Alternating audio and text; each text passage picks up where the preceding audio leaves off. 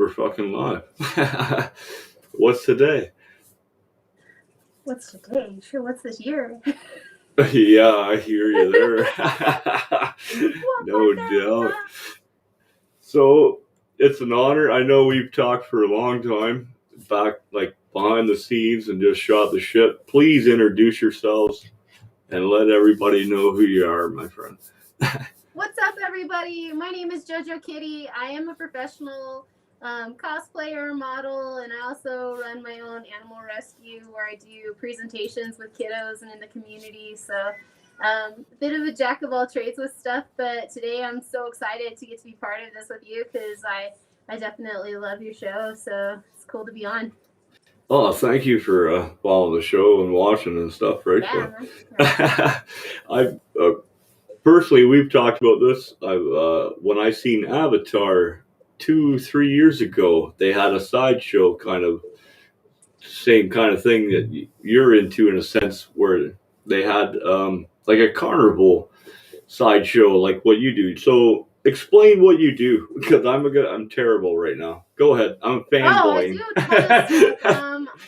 I'm a sword swallower, I'm a fire eater and breather. I do fire staff and lyra work and juggling and rollabola, a lot of different things like vada chakar, and I really love it because everything that I've collected over the years, it's all been from other performers that have taken me under their wing and kind of given me guidance for advancing my tricks. So lately I've been doing a lot of work with fire, and that's been really fun. So yeah, just a lot of sideshow family to gain knowledge from.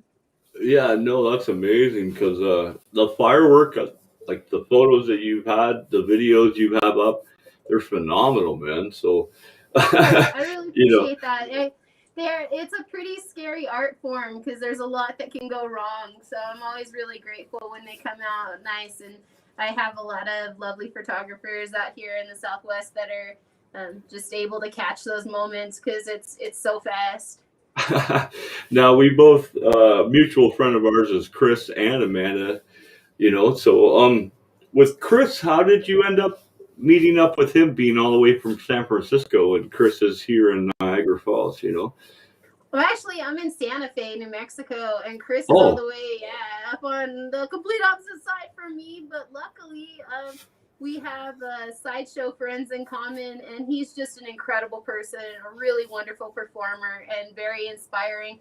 He actually, I took one of his lock picking courses. I learned from Bear Lee, who's one of the best escape artists that I know, and he taught me how to do straight jacket. And so Chris took me in for learning lockpick with a bobby pin, which is so neat because it's really nice to be able to do picks, but the rudimentary stuff is also just fantastic. And he's a king on a whole other level of sideshow. He does blockhead, extreme blockhead, and his own fire tricks, as well as escapology. He's one of the world's record holders. So just a ton of respect and love for him. But we have sideshow family in common. What's up, you guys? I see you over here on the board. Nice to see you. Thanks for coming. There we go. It froze on my end for a sec. Sorry there. But yeah, Chris is definitely a 100% top-notch world performer. That's actually how we met, I believe. Yeah, through Mr. Campbell. He's pretty incredible like that. He has a way of just bringing people together, which is amazing. And I think that there's a whole brotherhood in the sideshow and the circus troupe that we are all risking our lives for other people's entertainment, and there's just a mutual love and respect that it does become a family, and that it's easily one of my favorite parts. Started with the Strange Danger Thrill Show with Jay and Lauren, and they're incredible performers as well. I was their snake charmer for several years at the Haunt, and so it just you meet this person through that person, and the networking becomes this incredible bond of tricks and knowledge and just shared protection because we all want to see each other succeed. So I really love being in that type of environment where everybody's just rooting for everybody. That's always Well, awesome. one of the pictures I shared tonight to let everyone know we were going live with you was with the snake and stuff. So, how did you get into like being a snake trainer? All right, so I actually started my animal rescue. It's Peace Pets. We are the planetary enhancement and conservation effort. About 20 years ago, I used to work at the Turtleback Zoo in West Orange, New Jersey. I've been a vet tech for about 22 years now. I've owned my own business here working with animals, and basically we take in anybody that needs a home. If they're abandoned, neglected, relinquished, abused, they're just any situation, we're an open door. And so I get in a lot of rescue pets. I rehabilitate them, make sure that they're healthy. And then we turn around and go out into the community and teach about ecology and stewardship and how to coexist with a lot of different species. And so it just seemed like the most natural progression. My big Nicaraguan red-tailed boa that I perform my snake charm stuff with, she's about 120 pounds. And so it's definitely, yeah, it's like it's a whole different kind of bond. She's just like a big scaly puppy.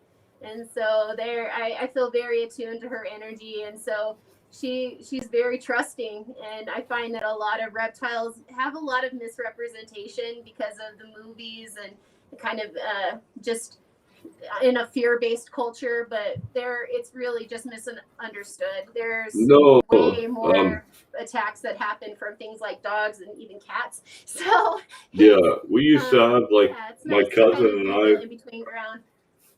Our boa was we had the python Burmese polo, right, feet long or whatever, but he had basically his own room, with floors kind of built in, and to have him in a little cage was not right. Yeah,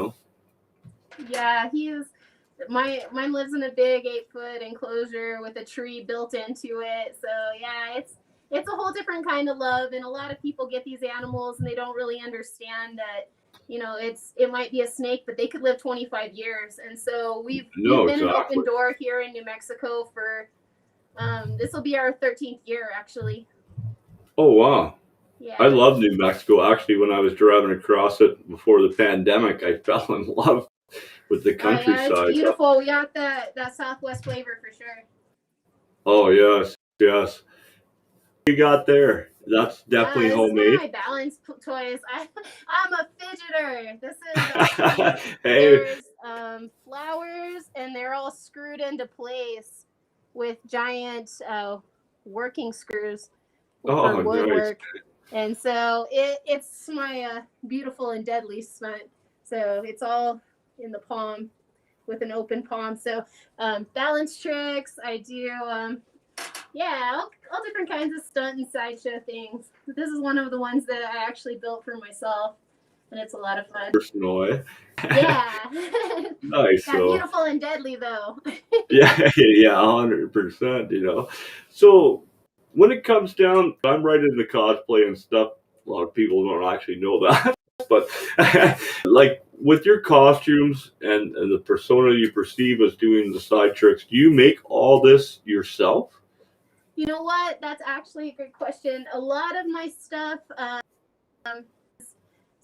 few of them are commissioned out pieces. Like I'll have a photographer or a specific group that I work with that they're like, I want this character. But for the most part, for the cons and for the different shows and stuff that I do, I get to have a lot of fun with the characters. And I also get to work with a ton of different artists. These are actually like 3 different places. The mask is from Memento Mori Ars. This is handmade by Fairy Tale. They're out of the UK. She's an amazing person. And then my friends at Paw Star, they do the fur. So I really get to meet a lot of really talented people. I try not to buy anything generic, like store-bought. Everything that I do with cosplay is 100% handmade. Yeah.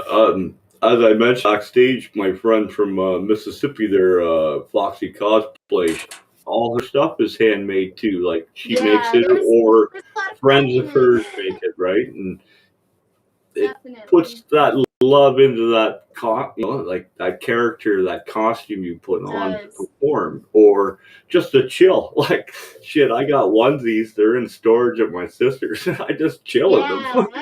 I love it. Honestly, I find a lot of freedom in being able to, especially when I'm working with the animals. If I come out and I'm dressed as Wonder Woman, I automatically have the 3 to 15-year-olds' attention, and then we can talk about, real things like ecology and stewardship and how to recycle and how to be a good community member and towards animals, and kind of disenfranchise this idea that we're separate beings. So I'm all for anybody expressing themselves in creative ways, because I think that life is super short to be boring.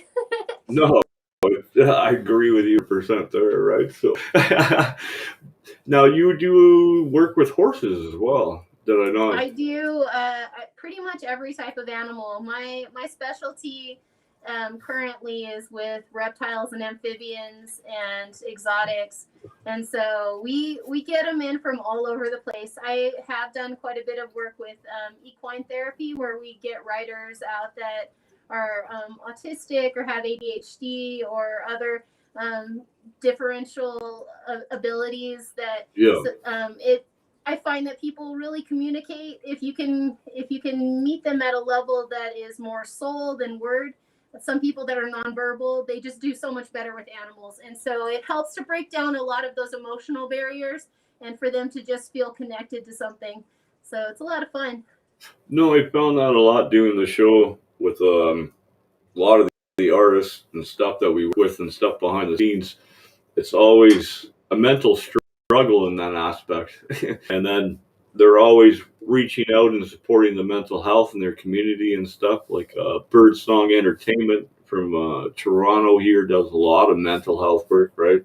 I love that. We just had, I'm going to mispronounce it, all the way from Australia, Crave. They do a lot of work with mental health and stuff as well in their area, right, with their music and that's so beautiful. I really think that we're in this place that just globally that it feels very isolating sometimes, but I think that there's so many people that have just love and beauty to them, and that just really want to support their communities. And I think that mental health is one of those things that we absolutely, at every level, whether you're differently abled or you're just going through regular life, it's always nice to kind of just be loving and kind and supportive of each other. And I think that there's a lot to be said, especially about the cosplay and sideshow communities, for just increasing a better goodwill for people in general. So I love that there's lots of us out here doing the good work, because it's essential. It's almost about finding yourself and taking that journey and actually saying, yes, I'll try that. I'll do that. And then you find out, fuck, I love that. And then, now, nice when you can combine the love and the work. Mm-hmm. Makes it a lot easier. 100%, right? Like as I said, my first time exposure to the kind of the sideshow, kind of what you with the fire breathing, sword swallowing and stuff, was actually in Chicago. They had that at one of the festivals I was at. And then when I seen Avatar, they had a carnival sideshow kind of traveling with them, right? You put on a hell of a show. I've seen several times, and they come really hard. Those guys put a lot of love to their stuff. I think we seen the same tour then. Probably, yeah. That would have been I'm so metal. I'm definitely, that's the one thing I missed about the toilet paper apocalypse, was that it took out the concerts, because I'm definitely a mosh pit junkie. Oh, that's amazing. So fuck, you can't keep me out of the pit, man. Yeah, there's brotherhood in the pit, man. Like, it doesn't matter what's going on in the outside world. It's like, we can toss each other around. It'll be amazing. No, and that's a whole nother community of family, which music and all this brings people together. And this weekend, like as I was telling you, we went up to just north of Montreal to celebrate Dead Man's Prophecy. Just fucking won the band off in Montreal, right? Yeah, good job, you guys. That's freaking awesome. I actually got to play with their drummer Dave, man. He's the one that welcomed me into his home, had the barbecue. We all fucking partied it up, right? I love that. There's so much camaraderie in the music industry that I think that honestly anybody that's in a field where you really got your heart attached to it, you can't go wrong. It's just like the more soul that you can put into what you're doing, and it doesn't matter what it is. Like if you're there and you're present and you love it, it brings a whole energy that it just brings everything up. It's very cool. And it was funny. I brought two very good friends of mine with me too.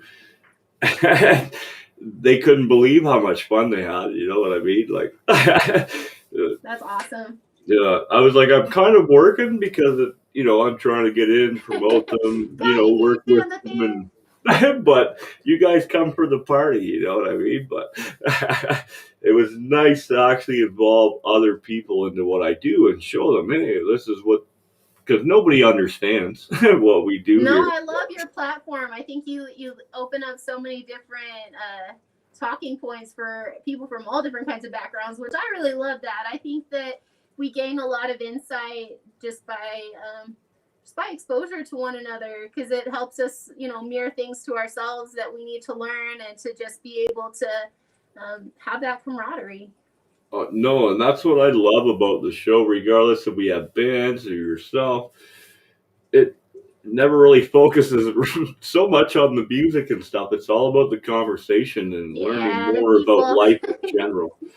Right? Like, you're great at bringing the peopling out of the people. I have a talent for knowing everybody and anybody. So, it's just being kind and being nice, always being polite, respectful to people when you're talking to them, I think that's huge.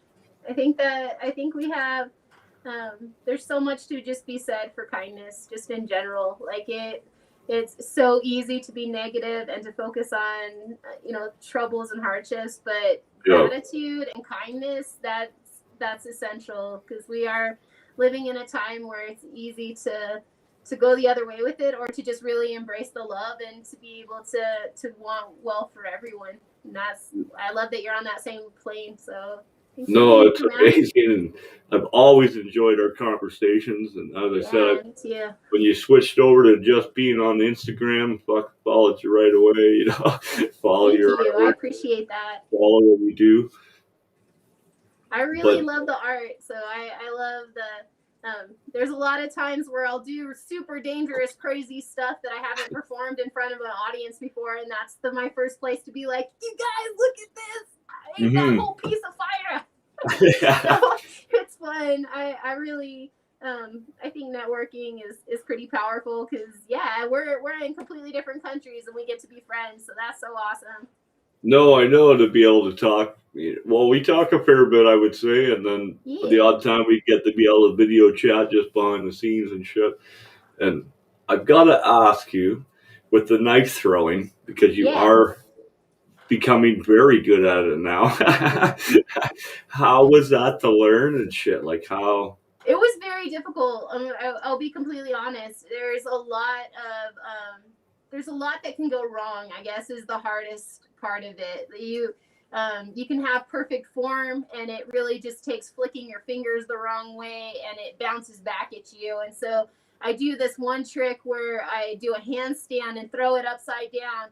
And that one, I still kind of hold my breath every time, because it would come back right at my face instead of at my legs or my feet. And so it's a lot of pushing and just making yourself say, I'm comfortable in my skill.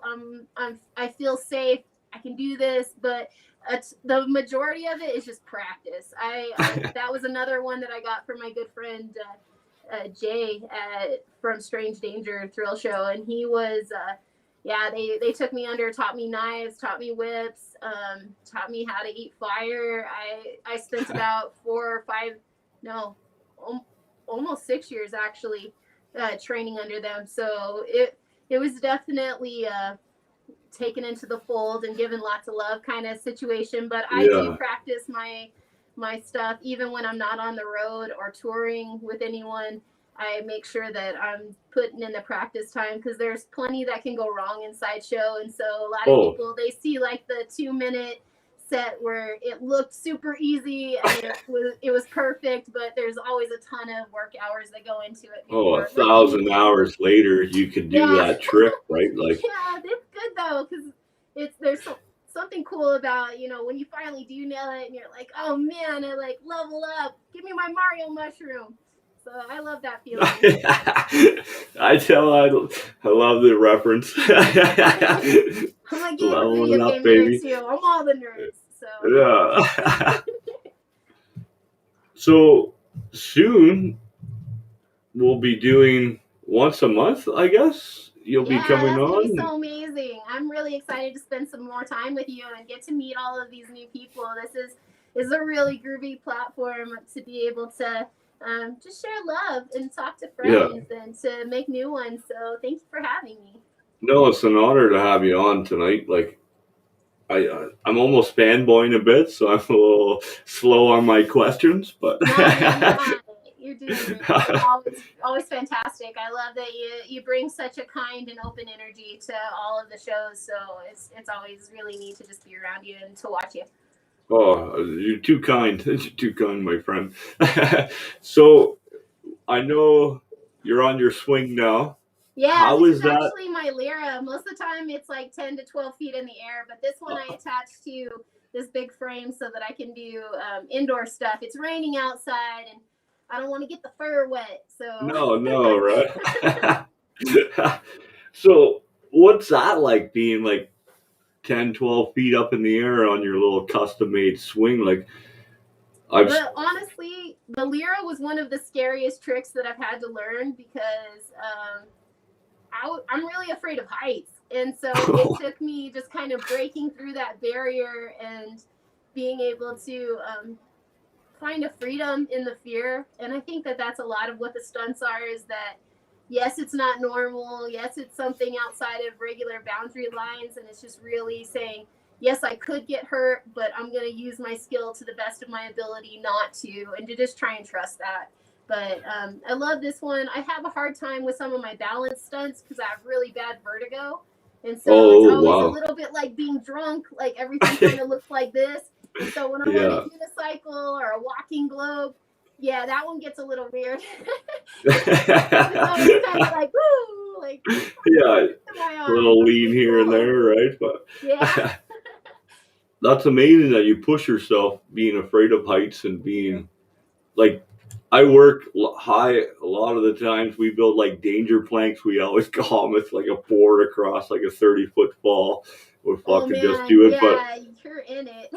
To sit on that swing 12 feet in the air, I'd probably just hold on to it and not even move. You know. Man, if you're 30 feet up in the air on a little board, you'd be fine. That's a whole nother level, and to just be able to know that you're literally building things that are gonna support, you know, entire hordes of humans. That's a whole other level of responsibility. That's the one nice thing about a lot of my stunts, unless I've got someone against my knife board, it's just my life at risk. So, that's true, right? I always feel a little bit better about, well, you know, if I bust it, like, at least it's just me going to the ER. And luckily I never have. For every time I've been hurt, it's always doing something stupid.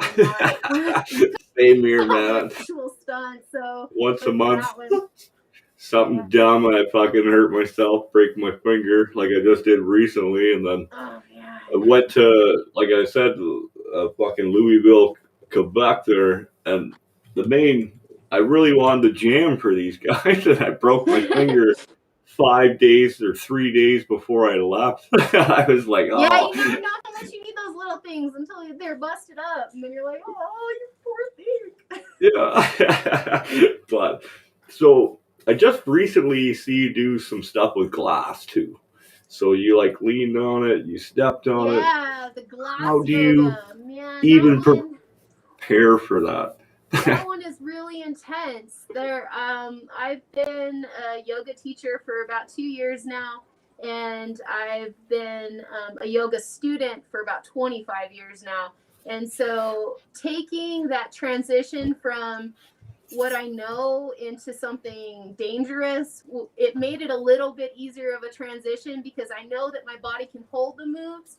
But doing it on broken glass, those are full-on wine bottles, and there's probably to make the box that I do it on, there was close to 60 wine bottles in it, and it's just about breaking them all apart and trusting yourself that you can hold the pose, because if not, you're gonna end up like the kid on getting his ankle slit.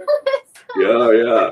No, that's gotta. I worry. I'm just like, man, how am I gonna explain this to 911? I think we were talking before you did it, and you did make that joke. Like, how do I even explain this, right? Memento mori about it, like, just know you could die, but hopefully you don't. That's how I look at it. We're all adults. We'll do what we want, If you want to climb up a wall of machetes and swing on top of... do that too. I know, right? I do the sword walking, I do bed of swords and bed of nails. The bed of nails is a little bit intense, but once you're on it, it's kind of comfortable. The bed of nails, I would definitely try that. It's not so bad. It's a lot of body distribution, but it's real easy to get hurt if you come up the wrong way. So the wrong way. So it's kind of it's just being with my job. A lot of times we're in an attic and stuff, and then the plywood, and then you have the shingle nails all through the plywood. So every time you stand up, you're straight into the fucking nails on the shingles. So pretty used to be like a little baby. Right. super slow down onto them because they stand about they're 8-inch nails. So wow, substantial. Yeah, a little bit more. Nails. Now, do tell me about the stuffed animal you have beside you. Ooh, which one? My Oogie Boogie or a little monster? Oh, let's start with Oogie Boogie. Yeah, on the side there. Grown-ass child, y'all. I'm just really tall toddler. That was actually made by my friend at Conjuring Crafts. She does crochet, and so almost all my toys are handmade. And she added my latest spooky collection. I really love him. He's even got little maggots. Oh, that's so awesome. They come off and everything? No way. I pick him up by my tongue and swing him around. I do this trick where I lift a bowling ball with my ears and a bunch of toys through the hole in my tongue. So that one's a lot of fun, and he's my sidekick. That's amazing. And the next one? Who else you got rocking there? Oh, this is my Fuggler. He's so funny. He's got these really cool teeth.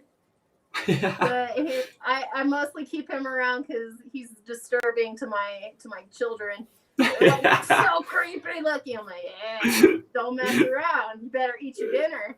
No, right? Like, go to bed or this guy's gonna fucking get you, right? Don't get eaten. I have quite the stuffed animal collection, man. So I'm all about it too, right? They gave me big kid money, and they expected me to be a responsible adult with it, and instead I just bought a buttload of toys and costumes. What are you gonna do? Yeah, I would have bought strings, and then probably a few more animals. This guy here I've had the longest.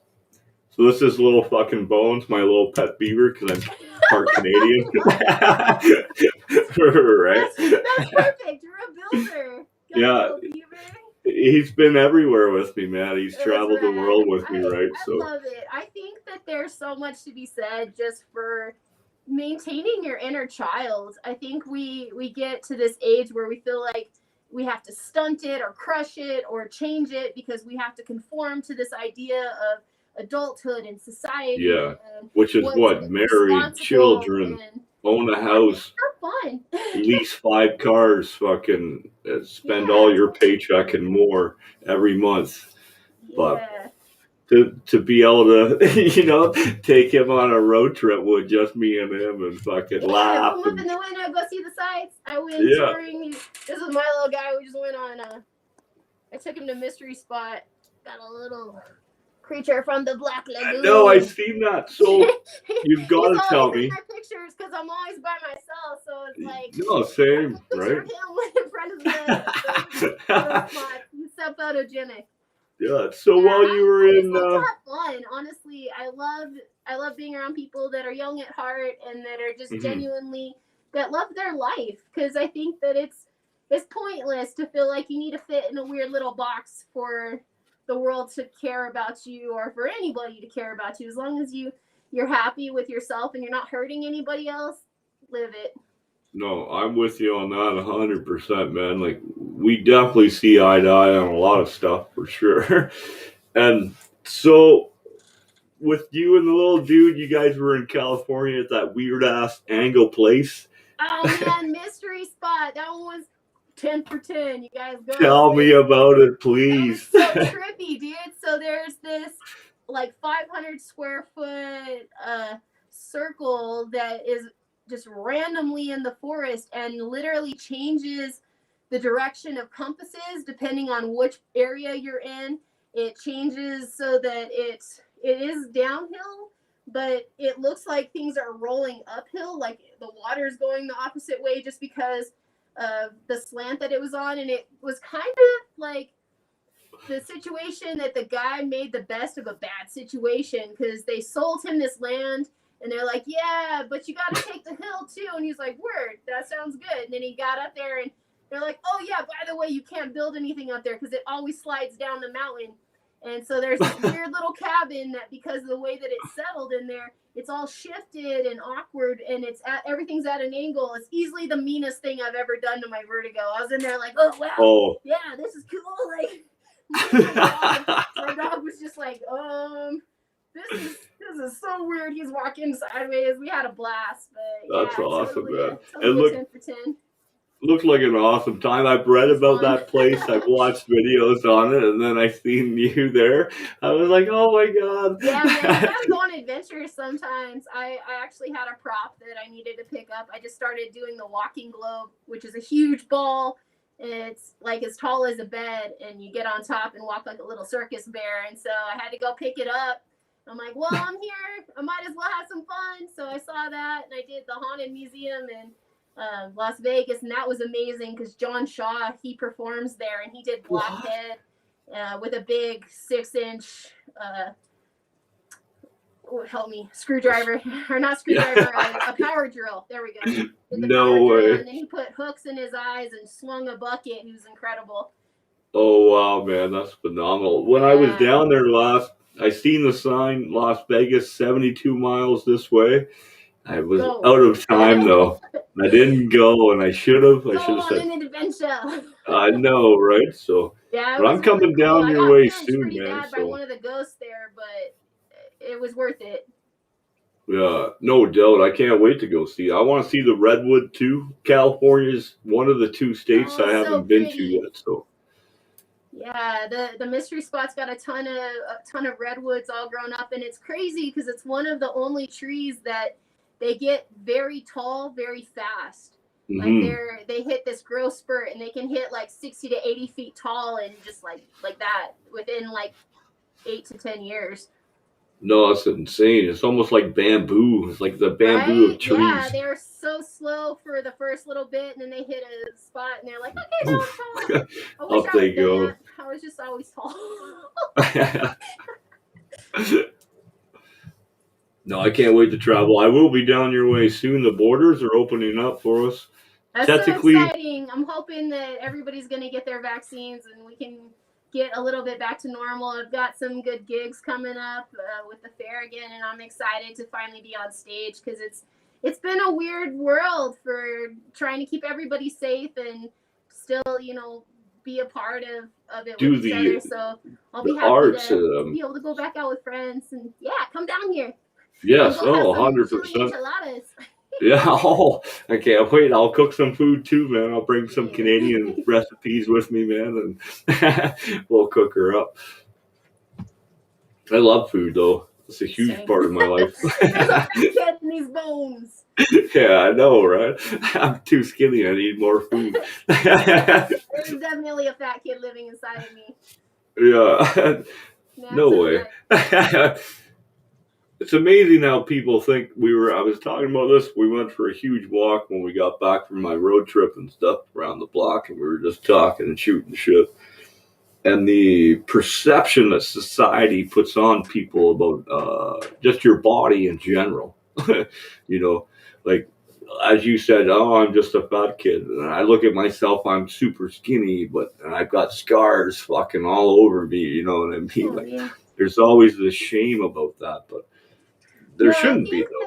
I think that what that is that we have an unrealistic idea of what attainment is, and it builds this cross culture of sell us things so that we can hate each other more and so that we can hate ourselves more. You're not complete, you're not pretty enough, you're not tall enough, you're not skinny enough, you got too many scars. And I think that just comes from a place of fear. I don't even think that it comes from a place of hate. I think it comes from a feeling of inferiority and wanting to belong. And really what I believe is that the more authentic that you can be, the more that you'll attract your real tribe, because there's plenty of people out there that would love to talk shit, and they will, and they do, because they do, yeah, especially fulfillment in deflecting from their own needs and their own pain and their own desires by putting onto someone else this idea of you don't fit in this box. And so I think that's super hurtful. We definitely always even for Sideshow, I think that it's changed, especially away from like Freak Show. Freak Show was kind of just a generalized term that in earlier years of performers that had oddities about them, that was a pretty well used word. And it is a little bit more offensive now. Like there's this idea that an anomaly about you makes you a freak. And I think that it just makes you more beautiful. And so I really love meeting people that are different from me, because I think that it would be so boring if we were all just cookie cutters. And so no, exactly though. Like I've always tried to be careful when I say like Sideshow. Even that feels weird to me. You know what I mean? Because you're not a Sideshow. You're not a freak show. You're awesome people that have an amazing talents. Like, how do you properly say what? Like to say when I'm talking about what you guys do, like how do you say that properly? Yeah, you know? Honestly, I just call them performers. Like it's another type of performance that is strange, maybe, and that is part of the intrigue. But I definitely think that there's, I personally have kind of embraced the freak word for myself, because I get a lot of weirdness from some people. I think one of the funniest ones was when I used to have a whole animal collection for educational purposes at the Santa Fe Children's Museum for several years. And there was a lady that came through, and her and her friend were talking about me, and I was just somebody that was there. And then I went in to take care of my animals, and she came down the ramp and around the corner, and she was like, oh my God, they said JoJo's here, and she's going to show us the animals. It's going to be so cool.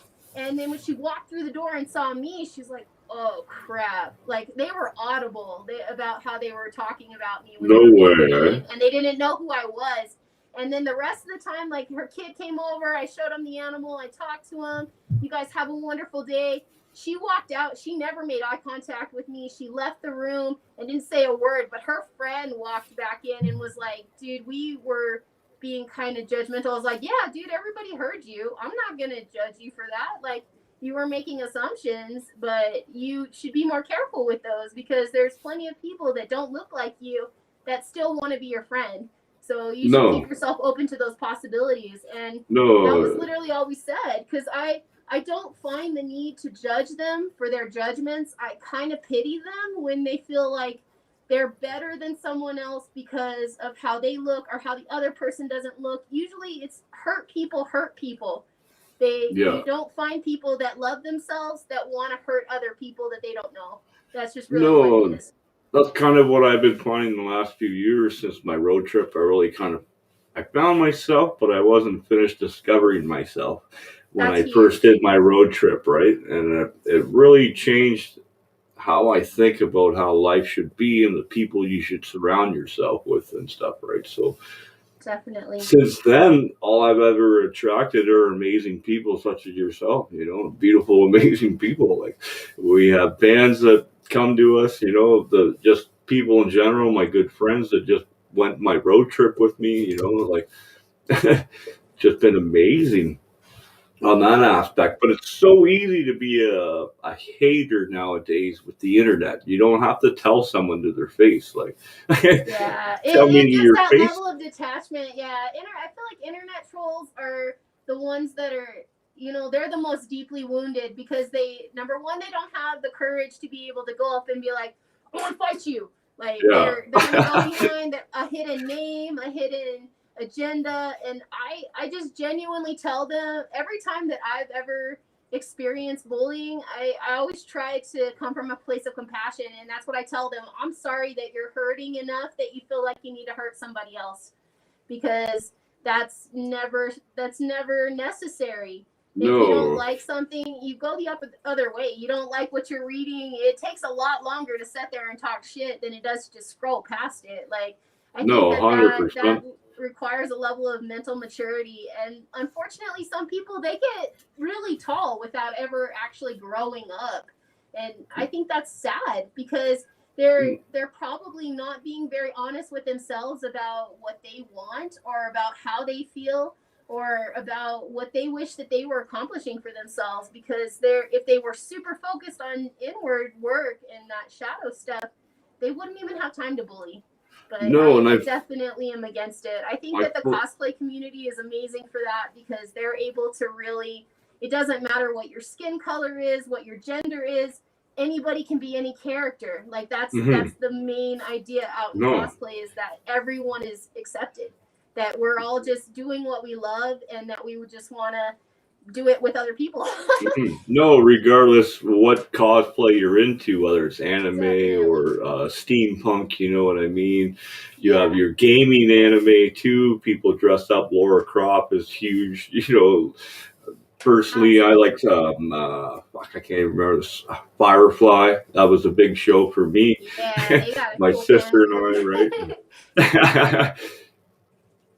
Yeah, So I think there's, what inspirations did start you off to realize that you love doing what you do?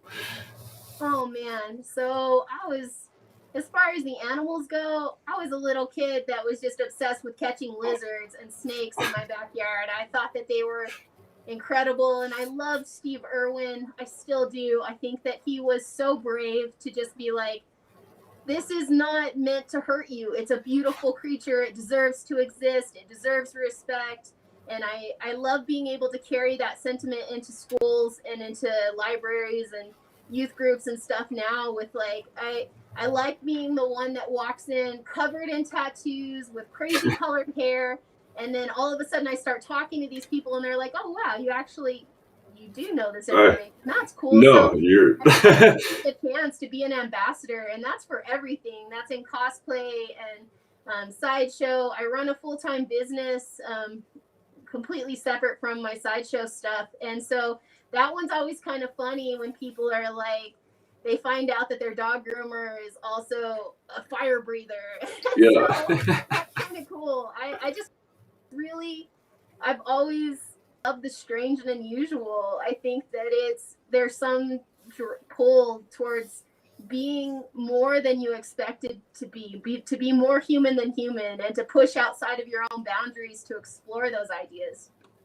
To explore like what you actually really Yeah. like. I think that's where, like, I know when I was younger and didn't really know myself, a lot of my music was hard, heavy, just hate filled fucking music songs like Burn It Down, Destroy It Everybody's got to All. have an angst period, man. You can't figure out what's good if you don't know what you hate.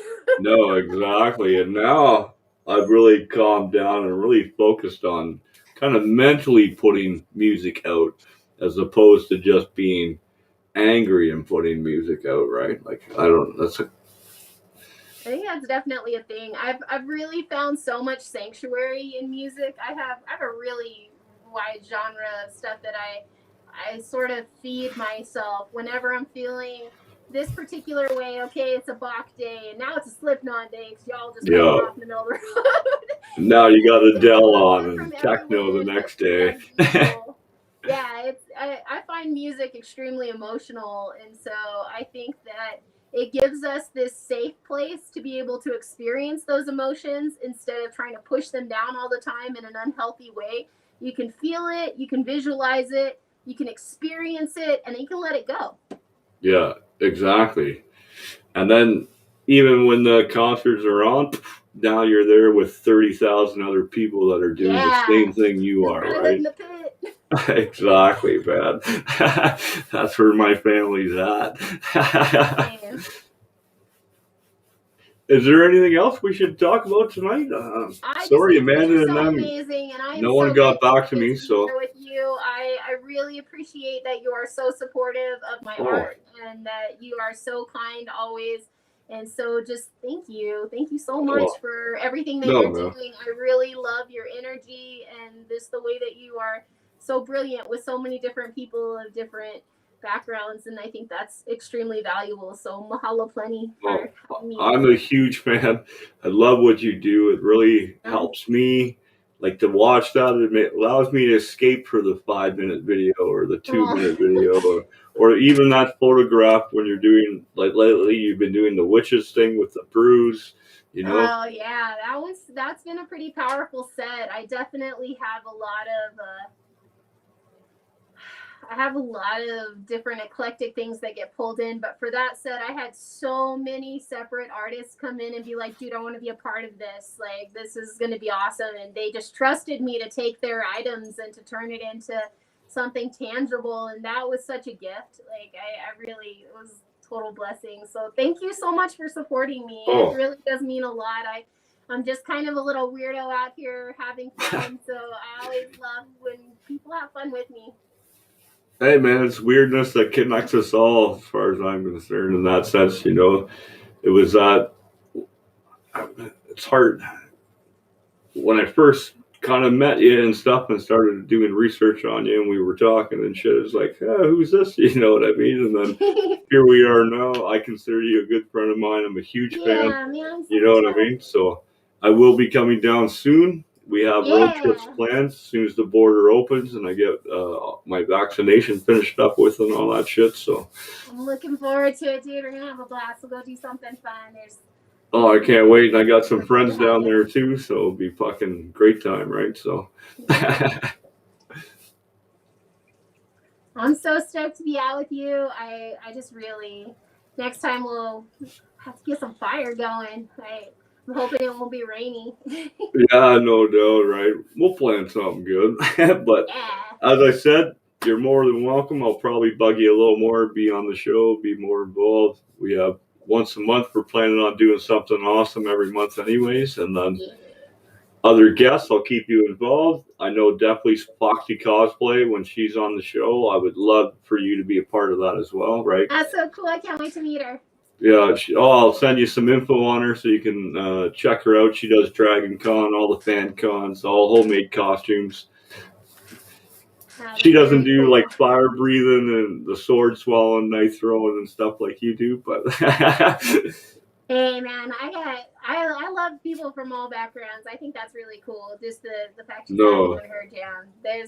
I really enjoy getting to know people. I think that there's so much that can be said just for engaging with other people in a place where you're open and you're willing to take in, you know, their experiences, their knowledge, and it's awesome. Yeah, no, it's so nice to actually be open and honest. Like people don't realize how good it is to do that once in a while, you know. Right? To sit down, have dinner, to conversation with somebody instead of looking at your fucking phone or, you know. We actually talked about this, how we put our phones in sleep modes and shit. Yeah, man, I can't be trusted. I'm like, the internet's just all over the place. It's like, look, you buy this car and build up this house and eat all this food. And yeah, bing, bing, bing, bing, bing. I definitely think that, there's something so awesome about getting to have human interaction, and I feel like we are in this weird limbo of the digital age where it's not as common, I guess is the easiest way to say it. I think it changes it, but it's kind of like evolving it too. I really love that it's opened up possibilities for friendships like Yeah, this, and I was just gonna say. platforms with people that I might not have ever met before. So yeah, No, it's all about exactly, right? balance, but definitely that respect of just putting it down sometimes And too. like by meeting year in the next couple months, I'll be down. We'll have fucking dinner, have a live show Yay! in person and stuff. You know what I mean? Yeah, Like, so. see me be an in-person weirdo. Oh yeah, no, I'm gonna bring my costumes with me too, and we'll fucking do a whole shabam thing. Very cool. Awesome. Well, I appreciate you coming on tonight. It was an honor. I'm a huge Yeah, fan. man. So I actually ate a little bit before I came. Would you like to see me swallow a sword? Yeah, 100%. All right, word. Let me grab it really fast. Yeah, man. I'll sit and wait.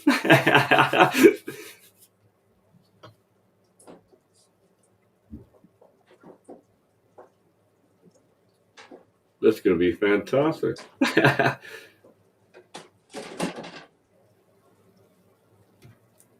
So I got to give a huge shout out while she's doing that. Dead Man's Props, the Last Dance Amongst Wolves.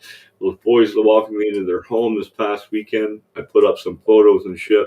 I didn't bother filming anything because we were wasted and out of control. But it was a fantastic time. Such an honor to be down there with those guys. And here we are. And here we are. All right. So this is stainless steel. This is my favorite sword, Aurora, and is one of the widest swords that I swallow. So what's going to happen is it's going to go down my throat. It's going to push my heart forward, and it'll go in all the way down into my stomach. Here we go. Oh my God. Stretch.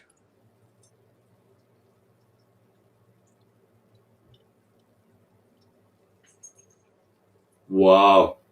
How do you come forward with all that? Is it? It actually it pushes the heart further out, and it causes the ribs to kind of move in around it. So it's No way. It's a full inner body contortion moment. So but it's a lot of fun. You can feel every bit of that, I guess, obviously. Every bit of it, yeah. Wow.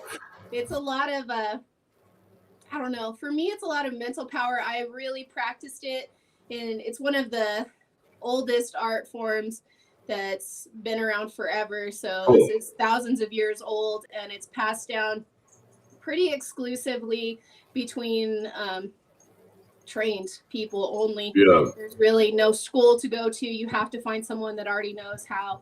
And so I have so much love to send out to Barely, because he's the one that taught me how to swallow swords. One of my best friends, and one of the finest sword swallowers I've ever met in my life, who learned from John Red Lawrence Stewart, who is easily one of the most old school sword swallowers in the world. That's amazing.